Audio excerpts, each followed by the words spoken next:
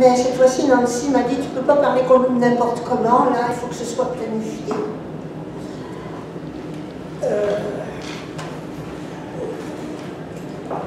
Alors, on a fait tout un plan bien organisé, puis ça ne me ressemble pas beaucoup. Enfin, je vais faire mon possible. En tout cas, j'ai tout écrit.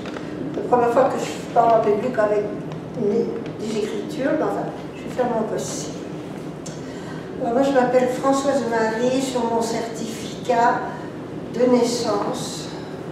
Mais par la suite, j'ai reçu en Inde, il y a très longtemps de ça, le nom de Mahiri, sous lequel je fonctionne.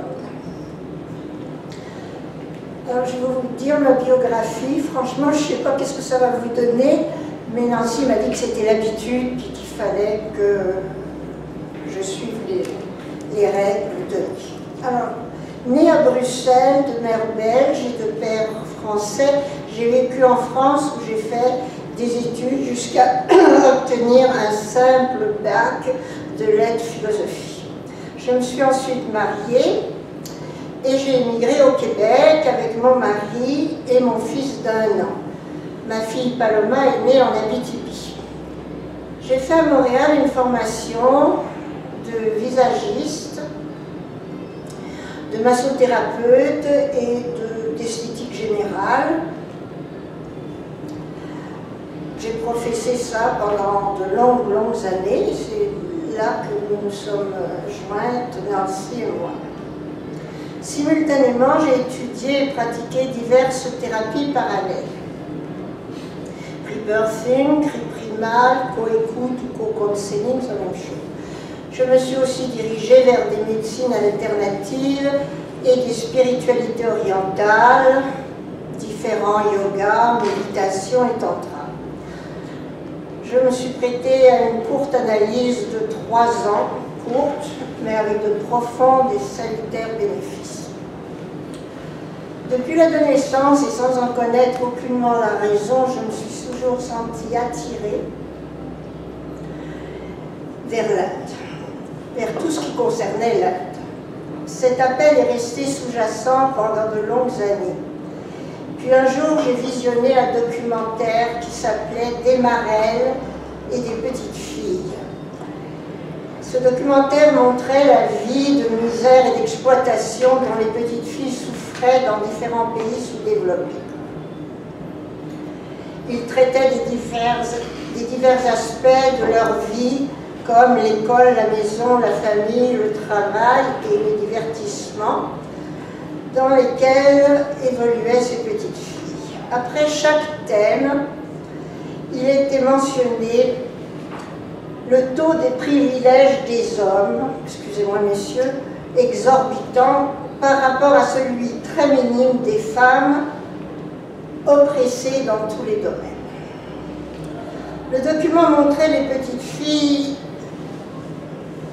dans ces pays, non scolarisées, travaillant dès leur plus jeune âge à des tâches domestiques ou pour gagner leur assiette de riz, alors que leurs frères, nonchalamment assis, se reposaient bien nourris et faisaient leurs devoirs, parce que eux, ils étaient scolarisés. Tout ceci alors que leurs sœurs, harassées de travail, ne trouvaient que quelques instants pour courir jouer aux différentes marelles de ces différents pays. Après le visionnement de ce documentaire, je suis restée longtemps appuyée contre un mur de ce cinéma du parc impérial, les larmes de compassion et de colère d'avoir découvert par le monde tant de despotisme sur les femmes, mes larmes coulaient sur les joues. Je décidai immédiatement et fermement d'aller un jour faire ma part pour lutter contre une telle injustice. Ce quelque part se dirigea tout naturellement vers l'Inde. J'avais encore à cette époque beaucoup de responsabilités.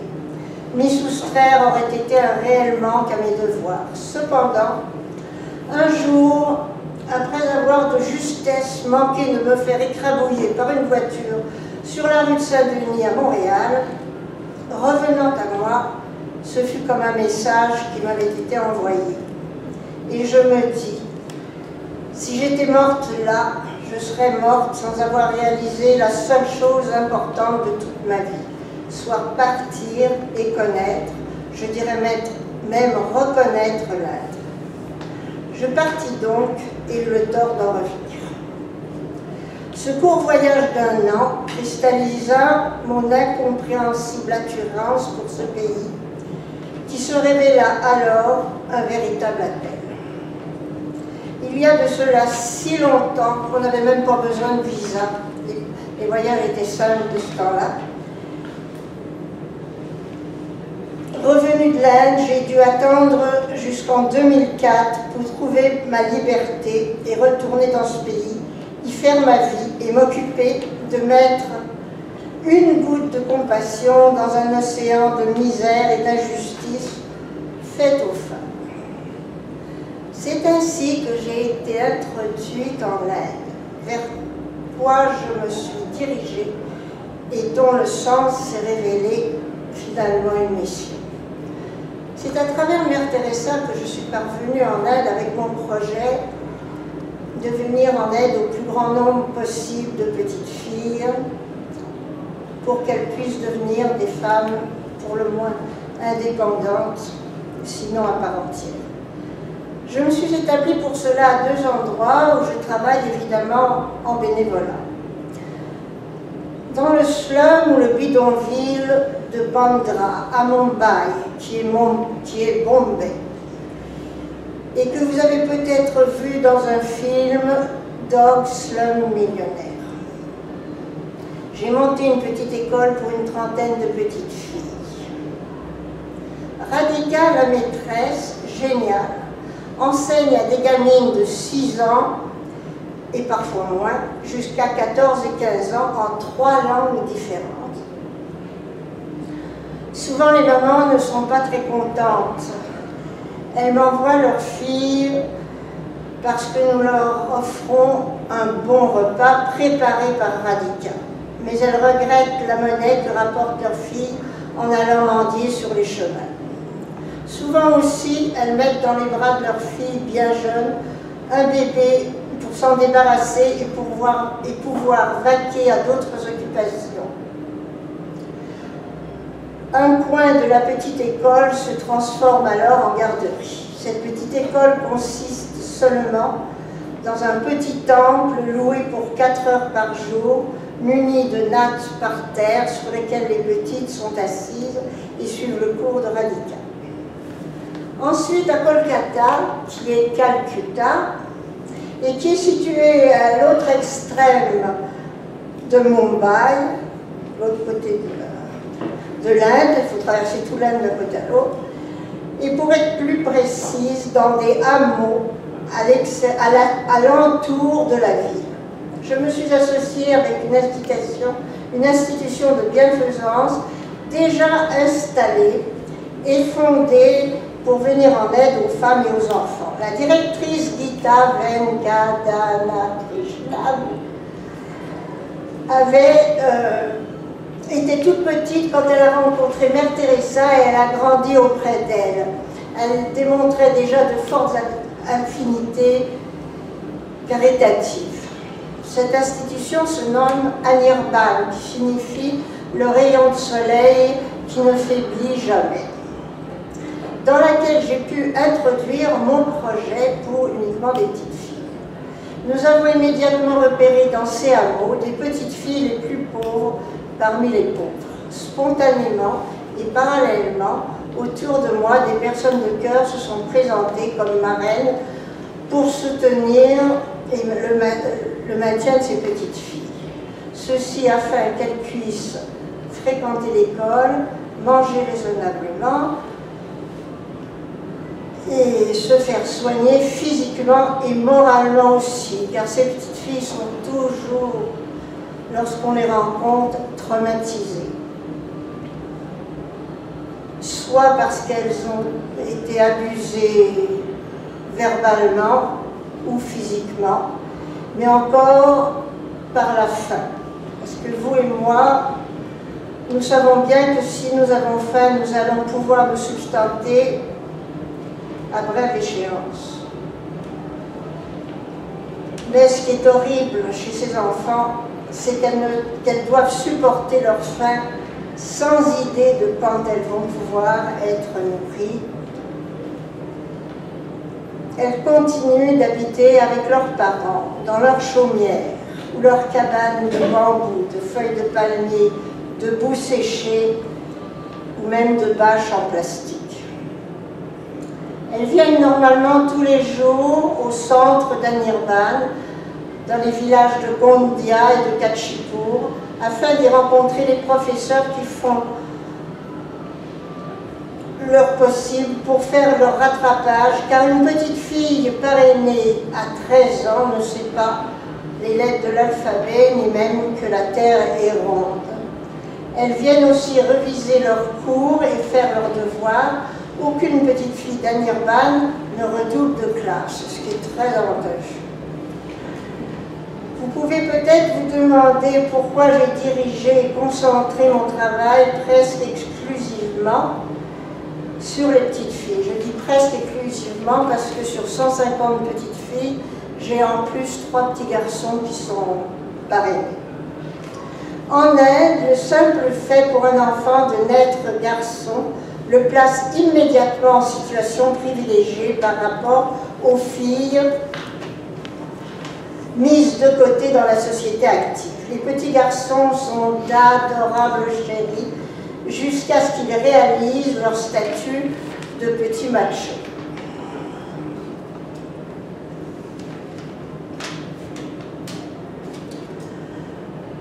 Les petites filles vont à l'école une demi-journée. Et lorsqu'elles en sortent, elles passent l'autre demi-journée aux locaux d'Anirban, faire leurs devoirs, suivre leurs cours d'anglais, de computer ou de travaux manuels. Elles reçoivent en même temps une collation. Ensuite, elles rentrent chez elles et travaillent encore de différentes manières pour aider leur famille. Tous les parents des petites marainées travaillent, sauf exception d'invalidité. Je ne m'autorise pas à faire aider des personnes qui ne s'aideraient pas, même pour un salaire très minimum qu'elles reçoivent en aide. D'autre part, Gita a mis sur pied des ateliers où les mamans apprennent avec succès divers travaux, comme la couture, la fabrication de sacs en papier, obtenus avec des journaux recyclés, des objets artisanaux, des impressions sur tissu avec des blocs de bois, des blocs en bois et en métal, le tout revendu dans des magasins. Depuis un an, le gouvernement du Bengale, où se trouve Kolkata, offre aux élèves un repas par jour. Anirban, avant, leur donnait à manger tous les jours. Mais maintenant, Anirban donne une copieuse assiette chaque samedi. J'aimerais que ça puisse aussi se faire le dimanche. Malgré tout cela, la faim n'est pourtant pas complètement éradiquée chez ces enfants. Et je vais bientôt envoyer un programme de demande d'aide sur mon site Facebook. Mon site Facebook, Mahiri Diana, Fondation pour l'éducation. Une donation nous a permis d'acheter des instruments agraires ainsi que des graines. Les femmes ont bêché et défriché les alentours. Le docteur a offert un terrain pour le transformer en une plantation de légumes. Le résultat de ce projet a été exceptionnel. En plus, les femmes ont pu aussi défricher autour de leur cabane. Excusez-moi, je ne peux vraiment pas nécessairement dire que ce sont des maisons, parce qu'elles n'en ont pas les qualités ni même l'apparence. Elles ont ainsi pu cultiver des légumes en plus pour leur famille et souvent assez pour qu'elles puissent aller les vendre dans le voisinage. Je vais maintenant vous expliquer succinctement, mais du mieux possible, comment les choses fonctionnent. À Anirban, il n'y a, pour ainsi dire, aucun frais d'administration. La direction de cette petite association, la directrice, Gita, la directrice de cette petite association est aussi directrice d'une grosse association, association de bienfaisance, bien entendu. Cette association s'appelle Hope. Gita donne la moitié de son salaire à Anirban. Les professeurs et les quelques employés sont donc payés par elle. Il n'y a absolument donc aucun faux frais. Tous les montants d'argent envoyés par les parrains, les marraines et les donateurs vont sur les besoins des petites filles. Le docteur est bénévole, ainsi que Préma, la secrétaire, avec qui je me dispute beaucoup. Elle travaille 7 jours par semaine, de 10h à 17h, complètement gratuitement. Comme nous sommes en Inde, il se trouve des laxismes, des retards, certains illogismes, différentes compréhensions des états de choses, le tout passablement énervant. Cependant, j'ai pu observer depuis toutes les années que je travaille sur place avec eux, sinon je ne serais pas là à vous parler, une profonde honnêteté. Il peut y avoir une erreur. 10 $ peut être envoyé pour un cadeau d'une petite et être oublié. Il est toujours remis dans la caisse. Lorsque la marraine ou le parrain fait observation, le cadeau est remis, la petite est toujours photographiée avec les cadeaux qui sont reçus, avec les cartes que les marraines et les parrains envoient, c'est photographié et retourné à la marraine ou au donateur. Donc, j'ai observé une profonde et réelle honnêteté. Et puis en plus, une merveilleuse dévotion à la cause de ses enfants et un extrême dévouement. Ça fait que ces deux qualités-là sont tellement importantes que bien que je m'énerve souvent, je passe, ça me fait oublier, réparer les retards, les omissions, les manques de compréhension qui sont fréquentes. Les personnes de mon entourage, leurs parents et leurs amis, se sont spontanément offerts pour venir en aide à ces petites filles et les prendre sur leurs ailes pour se trouvant être des personnes, comme beaucoup, désirant faire leur part simplement quelque part, mais retenues par la crainte de se tromper. Me connaissant et sachant mon application sur place, elles se sentirent rassurées que leur donation arrive à destination et qu'elle soit employée justement, puis à bon escient.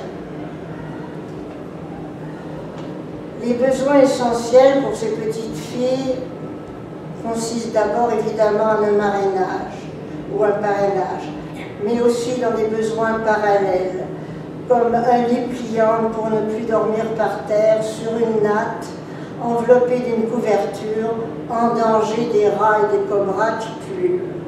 Une chèvre, poule, canard qui leur apporte nourriture et matière à être vendue au marché local. Des semences pour continuer les cultures. Mon besoin à moi est de rencontrer une personne ou des personnes capables de trouver des commanditaires, ce que je ne sais pas du tout faire. Ceci pour de plus grands projets, comme bâtir des habitations qui durent, des murs solides en briques qui ne s'effondrent pas à chaque mousson, réparer des toits qui laissent passer l'eau entre les tuiles brisées ou des bâches de plastique, un puits d'eau, car celui que j'ai construit ne suffit pas. Or, par un accident malheureux de la vie, je n'ai plus de moyens financiers personnellement. Mesdames et messieurs, je vous remercie infiniment pour votre très aimable attention. Après avoir si gentiment écouté mon exposé sur les conditions extrêmes de la vie de ces petites filles, j'aimerais bien évidemment recueillir quelques marrainages, ce qui, pour être honnête, se trouve absolument le but de cette petite conférence et de cette belle et aimable réunion.